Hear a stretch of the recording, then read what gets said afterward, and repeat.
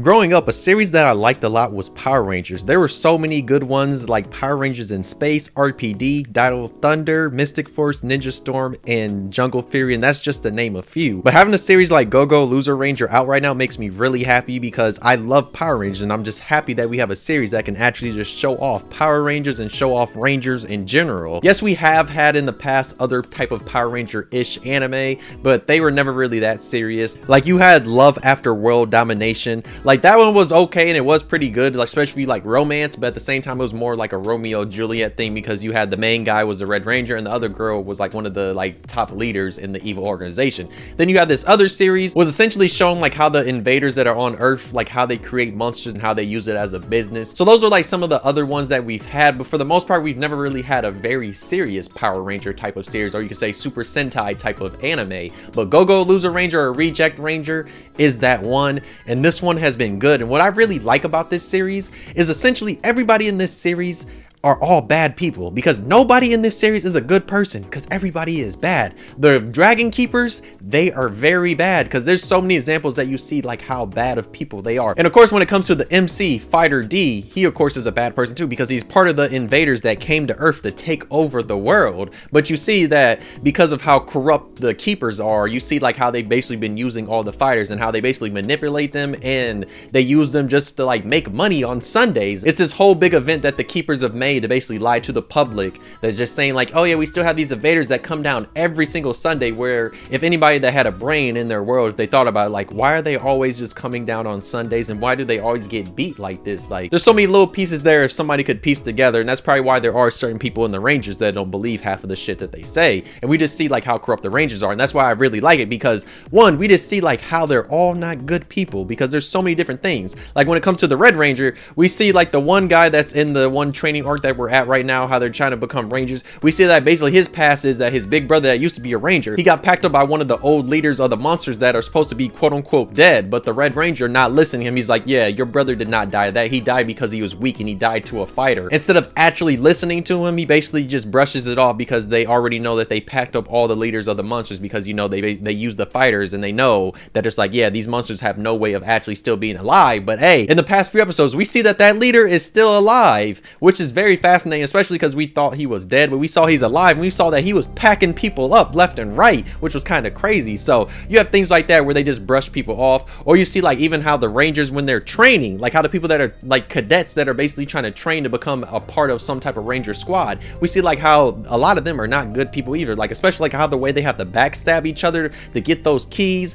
And you see how some of the Rangers that are even in them squads, the way they act, the way they talk, the way they basically look down on everything, the way they look down on the fighters, and how they kind of even look down like on regular people too. So there's a lot of things there that you just notice with them as you watch the show. And then when it comes to Fighter D, he does not care about anybody. He just wants to get his revenge on all the Keepers. That's all he wants to do, and he's going to use anybody. We see like even though he's like posing as the one guy now, and we see like how the one guy that was fatter that knows that he's a fighter, we see like even them, he's like, dog, I do not care about you. He's like, I'm just using you that I can go to where I need to go. So we see like how he's a bad person, but at the same time there are little things there that shows that he somewhat has more of a conscience than a lot of his other fighters. And of course, like we see how like the one girl that's been there in that room, we saw like how she's kind of been very impatient, and she's the reason why that monster leader even showed up to that Ranger facility, is because like she just happened to tap on it and somehow the guy just appeared there. So I hope they really go in detail like how he's still alive. And I low-key do feel like the Rangers probably might have known that he was still alive, but I don't know though. But yeah, I really like the aspect that everybody in this show is just bad, because nobody's a good person.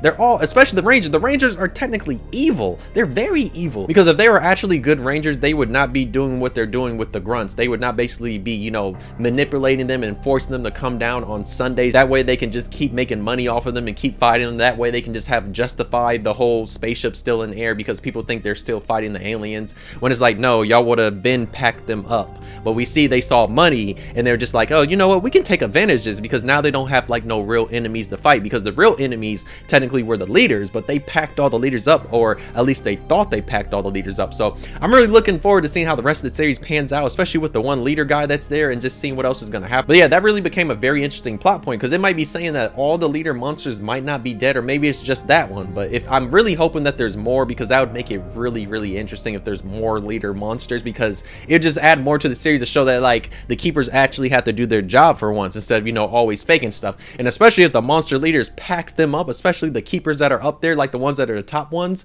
So there's things there that I'm looking forward to, and also some of the connections, because the one guy that Fighter D is posing as, we see that his sister is the Pink Ranger, and the Pink Ranger, she's probably more than likely going to have beef with that monster, because that monster is the one that killed her parents. So I hope there's like a little thing there that that monster actually does come out, and like the keepers, I should say, they do see him, and especially the Pink Keeper. I will say that's one I do want to see, because that monster did pack up their family, and like that monster is the reason why she's even handicapped, because of all that debris that fell on her legs, and like she basically almost died until like that one random blue keeper came and saved her. So there's stuff like that. And also I want to see like who were the original keepers, because it does give off that there's more different keepers, but I'm pretty sure like all the ones that have been there are not the same ones that have been keepers from like the beginning. But yeah, I'm more than likely sure that they do switch keepers, because it's mainly whoever's on top. Like they probably have like some type of battle or whatever to like take somebody's spot, because it would make sense, because I don't think somebody that's like in their 30s 40s are gonna still be in a keeper, especially because you see like the Pink Ranger, she was like a teenager, and it looks like now like she's an adult. And plus like the way the Blue Ranger looked, I doubt that he was the same one that saved them back in the day, because they all look like they're around the same age. So I don't know though, maybe they might explain in the series. I mean, I gotta probably read the manga. I'm probably gonna pick up the manga, I'm not gonna lie, because I actually do enjoy this series a lot. This is a series that I should have been got the manga for.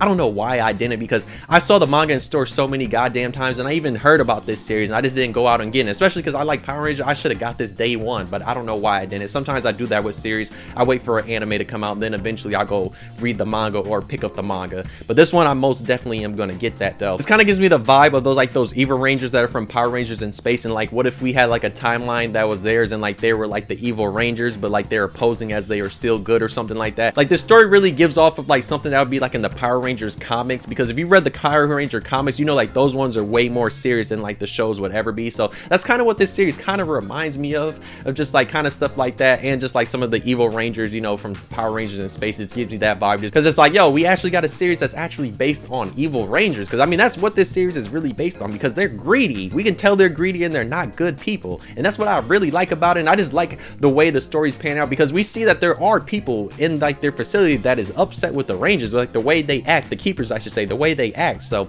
that's another thing I really like about it, is like we just see that people know, especially that are working under the rangers, they know that they're not good people. And especially because like the way they treat the fighters, even though like the fighters basically have to go there, get packed up, because they, you know, they can revive like that, because they don't really die unless they use one of those Dragon Keepers weapons. And that's one of the things I really like about the series, is that the rangers are essentially evil, and I think that's really dope that they actually are. And we just see like how it does play a role with the story, because the way they basically are using people, and the way they're tricking even the world, they're tricking the world into thinking that they're actually, you know, quote unquote good people, and they're really not. I will say this, I knew from the jump that the Pink Ranger had to be related to like the one guy, because like when I first saw the Pink Ranger, I was thinking like, yeah, they have to be related. Then, you know, we found out they were related, and then you see that she has a brother complex, and it's like, of course she does, because, you know, anime always got to do that goddamn BS. You know, they always got to ask somebody with a sister complex or a brother complex, and they do it for no goddamn reason though. But yeah, let me know how y'all been enjoying Go-Go Loser Ranger. Just let me know in the comments, because I really have been rocking with this series a lot, and every episode has been really, really good. And I just like the progression, like how it's going, especially with Fighter D, and especially the little arc they're in right now, how they're fighting, you know, to become like actually a part of a Ranger squad. And also shout out to one shorty that's like she's a second command to like the yellow squad. Shout out to her too, because I'm just saying she be looking nice. I'm just saying, hey, all the adults in this series, they be looking nice. Just saying, they do though. But yes, I'm really fascinated about her, because I want to know like why exactly does she want to take all those weapons, and like why exactly does she have a problem with, you know, all the keepers. I mean, there's clearly so many things you can see there's a problem with, especially even with the Red Ranger, because like the Red Ranger packed up that one guy, which was insane. It's like, how are you gonna pack him up and basically crush his head while y'all are eating? Then you had the one little short woman or girl, whatever she is, that was was like part of the Blue Squad, and you saw like how she was eating, and then she's like, I lost my appetite, because it's like, dog, why did his crazy ass do that? And scenes like that show how wild and crazy the keepers are. But yeah, when it comes to Shorty in the yellow, I really want to know more about her, because I feel like she's very interesting, because like she gives off that she's kind of evil and creepy. I just want to know what exactly is she planning, and like why is she so against the keepers. I want to know more about her. Hopefully we do get a backstory or something. If not, I gotta go read the manga to know more about her though. And also when it comes to like the one girl, I think her name is X, like she's the other fighter that's been like on Earth for a while. I need a backstory on her. I need to know how exactly she got where she's at, and I need to know more like why did she like leave like the fighter's place, and why is she on Earth. I want to know more about her. So there's a little more detail I need to learn about her though. But yeah, just let me know how y'all feel about Go-Go Losing Ranger. If y'all have not seen Go-Go Losing Ranger, do yourself a favor and go watch this right now. You can watch it on Hulu, or you can hop on a pirate ship and watch it that way too though. But yes, this one has been one of the best anime from the spring season. It's one of the better ones that we've gotten this season. This one has been really good. Like, with this shit heavily though.